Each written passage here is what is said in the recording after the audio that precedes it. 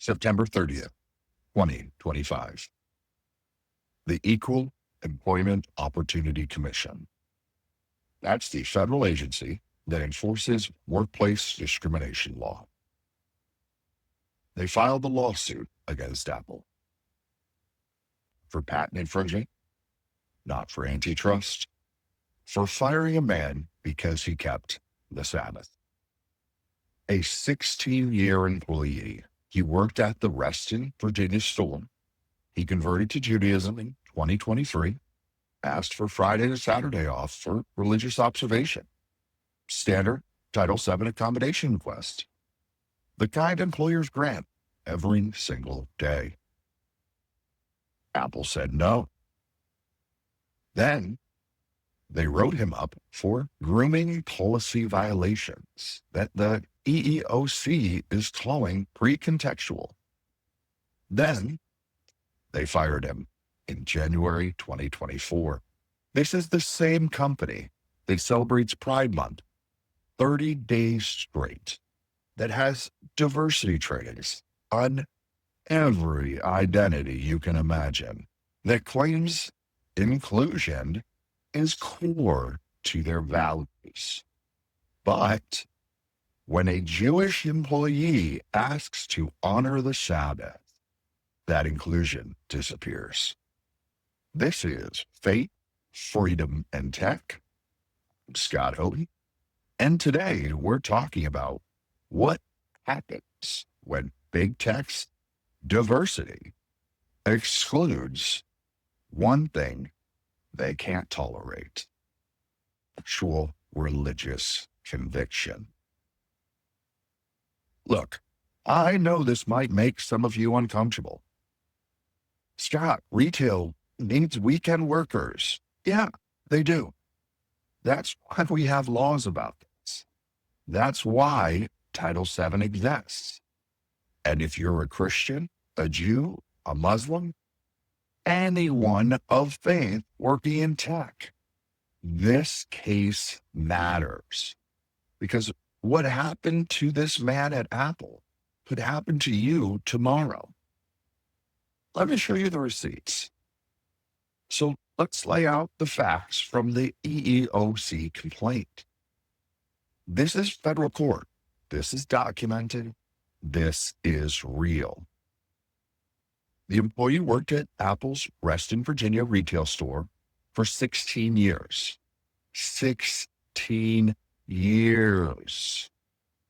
This wasn't some new hire figuring out if they liked the job.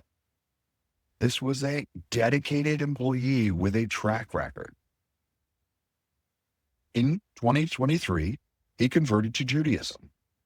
As part of his faith practice, he needed to observe the Sabbath from Friday evening through Saturday evening. That's not controversial. That's literally the fourth commandment. Exodus chapter 20, verse 8. He went to his manager and formally requested a religious accommodation under Title VII of the Civil Rights Act. That's the law. It's been on the books since 1964.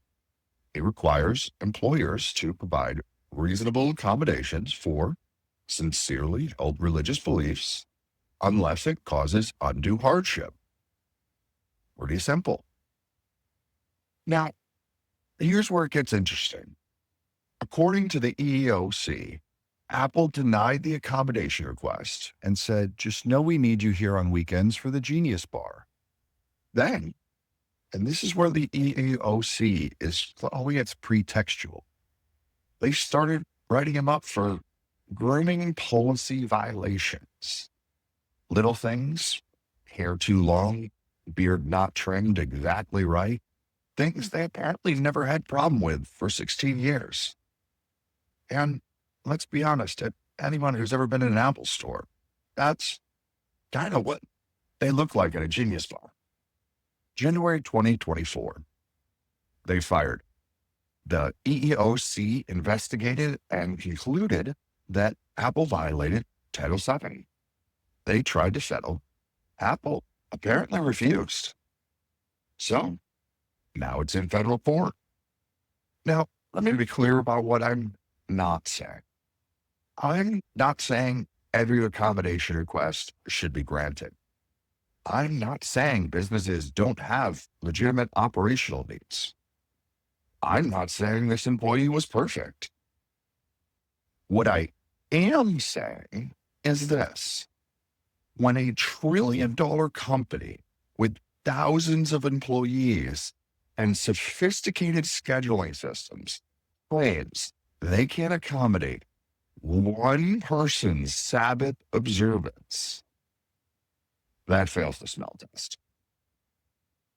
And when that company has mandatory diversity training celebrating every possible identity, but fires someone for practicing their Judaism, that's not inclusion.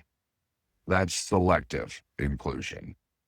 That's diversity for me, but not for thee. Let me tell you about what I've seen in 20 years of tech. I've worked at all the big companies you can think of. I've worked at Google. I've worked at AWS. I've been in a lot of Fortune 500 boardrooms and consulting all over. I've been in the rooms where these kind of decisions get made. You know what accommodations I've seen approved without question? Gender transition time off, pride parade participation during work hours, pronoun policy exceptions for non-binary employees, lactation rooms, which are great, by the way. I'm not criticizing this. You know what accommodations I've seen questioned, delayed, or denied? Christian employees wanting Christmas off, Muslim employees needing prayer space, Jewish employees requesting Sabbath observance. Any religious conviction that requires a company to actually adjust schedules. The double standard is real. And now it's in federal court. Now, some of you might be thinking, Scott, I'm not Jewish. I don't need the Sabbath accommodation. Why should I care?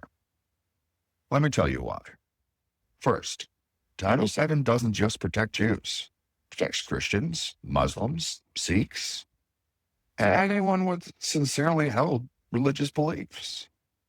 If Apple can fire someone for keeping the Sabbath, they can fire a Christian for refusing to work Easter Sunday. They can fire a Muslim for needing prayer breaks. They can fire you for living out your faith. Second, this is about the principle. Big tech companies have spent the last decade telling us that diversity is their highest value, that inclusion matters, that they celebrate all identities. But what they're actually meaning by this is they celebrate identities that don't require them to change anything. Pride Month, easy. Just put a rainbow on your logo for 30 days, post some tweets, run some ads, zero operational impact. Sabbath observance, that requires actual accommodation. That requires adjusting schedules. That requires treating religious convictions as seriously as other protected characteristics. And they won't do it. And third, this is what really gets me. This is about power. When a company decides which beliefs are acceptable and which aren't, they're exercising power over your conscience. I spent 4 years in the Navy. You know what we did for religious accommodations? We worked around them. We had Jewish sailors, Muslim sailors, Christian sailors. We figured out watch schedules that respected religious obligations while meeting operational needs. Was it always perfect? No. Did it require planning and flexibility? Yes. But we did it because it was the right thing to do and because it was the law. If the Navy can make it work on a warship with 350 people and critical missions, Apple can make it work in a retail store with rotating schedules. Let me give you the practical reality for tech workers. According to surveys I've seen, and I wish I could cite a specific reference, but this is anecdotal from multiple reports. Somewhere around 40 to 60% of Christians in tech feel they can't openly discuss their faith at work. Why? Because of situations exactly like this. Because they've seen what happens when their religious conviction conflicts with company culture. You keep your head down. You don't put a Bible on your desk. You definitely don't ask for an accommodation to attend a church event. You just hide. And that's exactly what these companies want. They want your labor, your expertise, your productivity. They just don't want your conscience making their schedule complicated. All right, let me give you some actual legal guidance here. I am not a lawyer. I'm an engineer. But Title VII is pretty clear. And this is important for every tech worker to understand. Title VII of the Civil Rights Act requires employers to provide reasonable accommodations for sincerely held religious beliefs unless doing so would cause undue hardship. Let's break that down. Sincerely held religious beliefs. This doesn't mean you have to be perfect. It doesn't mean you can never miss church. It means your belief is genuine and not pretext for getting out of work. In this Apple case, the employee converted to Judaism and was observing a core commandment. That's a textbook sincere belief. Now, reasonable accommodation. This means the employer has to try to do something. Maybe a schedule swap, maybe hiring additional coverage, maybe reassigning duties. They have to make good faith effort. Now, undue hardship. This is the employer's out. But here's the thing. Undue hardship doesn't mean any inconvenience. It means significantly difficult or expense relative to the size and resources of the employer. For a $1 trillion company to claim undue hardship in scheduling one employee, that's going to be hard to prove. So here's what you need to know if you're in this situation. Step 1, document everything. Put your accommodation request in writing via email. Be specific about what you need and why it's religious. Keep copies of everything. CC your personal email if you're using a company email. Step 2, be clear it's religious. Don't just say, I need Fridays off. Say, I need Fridays off to observe the Sabbath as required by my Jewish faith, or Christian, or Muslim. Make the religious nature explicit. Step 3, be flexible where you can. Offer alternatives, schedule swaps, makeup time, whatever. Show you're willing to work with them. This helps prove you're not being unreasonable if they refuse. Step 4, know your rights. The burden is on the employer to prove undue hardship. We prefer not to. It's not undue hardship. It's inconvenient, is not undue hardship. Other employees might complain, is not undue hardship. Step 5, escalate if necessary. If they deny your request, ask for the reason in writing. If you think they're retaliating, like grooming violations in the Apple case, document that too. File with the EEOC if needed. You have 180 to 300 days, depending on your state. Look, I'm giving you this playbook because I've seen too many Christians, Jews, Muslims, just people of faith accept discrimination because they don't know they have options. You don't have to choose between your career and your conscience. That's the whole point of these laws. Now, let me zoom out to the bigger cultural issue here. We're in a moment where companies are obsessed with inclusion, but only certain kinds. They'll accommodate every possible identity expression, except religious conviction. Why? Because religious conviction, by its nature, claims objective truth. It says some things are right and some things are wrong. It draws lines. It makes claims about reality that don't bend to corporate PR needs. And that terrifies modern corporations. Pride Month, that's safe because it asks nothing of them except affirmation. Just agree that love is love, push your rainbow, move on. Sabbath observance, that's dangerous because it asserts that some things matter more than profit, that some obligations transcend the quarterly earnings call, that there are authorities higher than your manager. This is why I keep saying the Charlie Kirk effect is real. Remember our episode on that? Gen Z is waking up to the fact they've been sold lies. They were told that removing religion from public life would make everyone more free.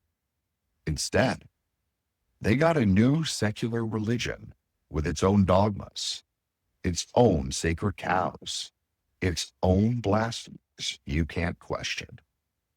And young people are rejecting it. Not all of them, but enough to matter. The Apple case is a symphony of a deeper issue. Corporate America decided that diversity means celebrating every identity except those rooted in traditional faith. And now, the legal system is going to test whether that's actually legal. Because, surprise, it's not. Title VII doesn't care about your company's diversity statement. It doesn't care about your DEI training. It cares about whether you're discriminating based on religion. And if you're accommodating gender transitions but not Sabbath observance, that's discrimination. From a faith perspective, and look, I'm still figuring out my own faith journey here, but Colossians chapter 13, verse 23 says, "Whatever you do, work heartily as for the Lord and not for men." That doesn't mean we're doormats. It means we do excellent work while maintaining integrity. It means we don't compromise our convictions to keep a job. And when Acts chapter 5, verse 29 says, we must obey God rather than man, that applies at Apple stores too. That applies at Google campuses. It applies in your Slack channels. The Sabbath itself, whether you're Jewish keeping Saturday or Christians honoring Sunday, it's about remembering that you're not defined by your productivity, that rest is holy, that there are rhythms bigger than your spirit cycles. When companies try to eliminate that, they're not just violating the law, they're attacking something sacred. So, what do we do? First, if you're in a situation like this, Apple employee, fight. Use the playbook I gave you. Document, escalate, Don't just accept it. Second, support others who are fighting. If a colleague asks for a religious accommodation and gets pushed back them up. The more of us who stand together, the harder we are to ignore. Third, be bold about your faith. I'm not saying be obnoxious. I'm saying don't hide. Put that Bible on your desk. Mention church in conversation. Let people know what you believe. The only way we change this culture is by refusing to participate in the lie that faith is private and work is secular. Your faith informs everything you do, including how you write code, how you lead teams, how you treat colleagues. Finally, remember, these legal protections exist for a reason. Our grandparents fought for Title VII. Use it. That's not being litigious. That's enforcing the social contract. Apple has unlimited resources, unlimited lawyers, unlimited PR teams, but they're still subject to the law. And when they violate that law, they need to be held accountable. I'll be watching this case. We'll update you as it progresses, and I genuinely hope, that other tech workers who face this kind of discrimination see this case and realize they're not alone. You're not crazy. You're not overreacting. You're not being difficult. You're asking for what the law guarantees you. This is Scott Houghton reminding you that whether you're keeping the Sabbath or shipping code, your conscience matters more than your career. Keep building, keep believing, and don't let anyone tell you that faith has no place at work. If this resonated with you, share it. Hit that follow button. Find me at faithft_podcast on X or on Instagram and TikTok and everywhere else at Faith Freedom Tech. And check out the show notes. All the receipts are there. Share it with anyone who needs the facts. This is Faith, Freedom, and Tech. God bless, and we'll talk soon.